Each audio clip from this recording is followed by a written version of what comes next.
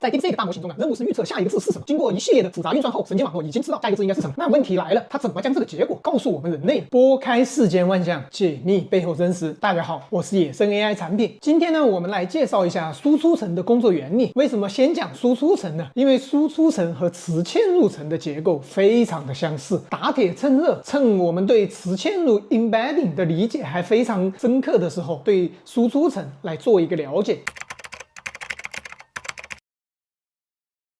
在 DeepSeek 大模型中任务是预测下一个字是什么。经过一系列的复杂运算后，神经网络已经知道下一个字应该是什么。那问题来了，它怎么将这个结果告诉我们人类呢？由于神经网络它能处理的是数字问题，它最终输出的也是一些数字，而这些数字我们本身是没有办法理解。如何将这些数字转化成我们能够理解自然语言中的一个个字呢？其实这个答案我们在讲词源化的时候就已经说过了，就是读热编码 One-Hot。 在词源化的环节中，我们把人类输入的文字信息、语音信息、图像信息都转化成了读热编码。我们也让神经网络的输出端输出读热编码，在读热编码中，每一位就对应了词汇表中的一个字，一个 token。这样我们就知道它输出的到底是哪个字，哪个 token。所以基本上输出层就是照抄了输入层的样式，也是一列神经元，每个神经元对应一个词汇表的字，哪一个神经元输出为1，就代表神经网络预测出接下来的字应该是这一个字。当某一位神经元输出为1的时候，其他神经元都是0。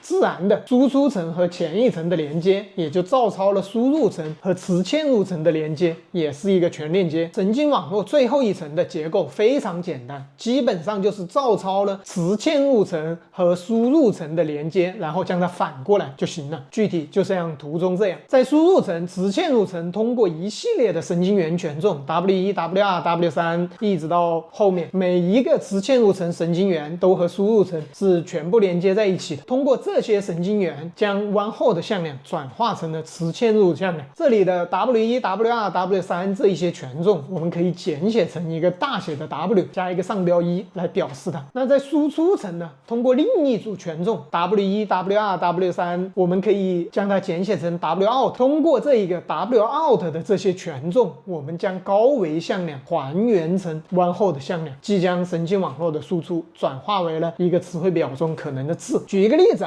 假设输入是 UP 主讲的真，那经过词源化、磁嵌入，然后神经网络的一些内部结构之后，它预测出来下一个字是好字。这个预测结果它是一系列数字，也就是一个向量，它具体就在输出层的前一层的输出值中，然后输出层通过全链接把这一个向量转换成One-Hot的向量，比如说是000010000，这里1对应的位置就是词汇表中好这个字的位置，其他位置都是0。这样我们就知道神经网络的预测结果就是好字。这个过程和磁嵌入层把输入的One-Hot的向量转变成磁嵌入向量一模一样，只是方向相反而已。在神经网络训练的过程中，神经网络的输出和真实的正确答案之间的误差会被用来进行反向传播。比如如果预测应该是好这个字，但神经网络输出的概率是 0.8， 在这一位不是1，我们就需要通过反向传播来调整神经网络的权重参数 W 和偏置参数 B， 让下一次的预测结果更准确、更接近1。关于反向传播的具体内容，在第1部和第2部视频中有详细的阐述，不太了解的小伙伴们可以一步观看。这个输出层的作用就是把神经网络的预测结果一个高维的向量转化为人类能看懂的读热编码 One-Hot 的向量。关于输出层的内容就先介绍到这里，我们下节继续。想了解更多 DeepSeek 的技术细节，关注一下再走我是野生 AI 产品，陪你一起成长。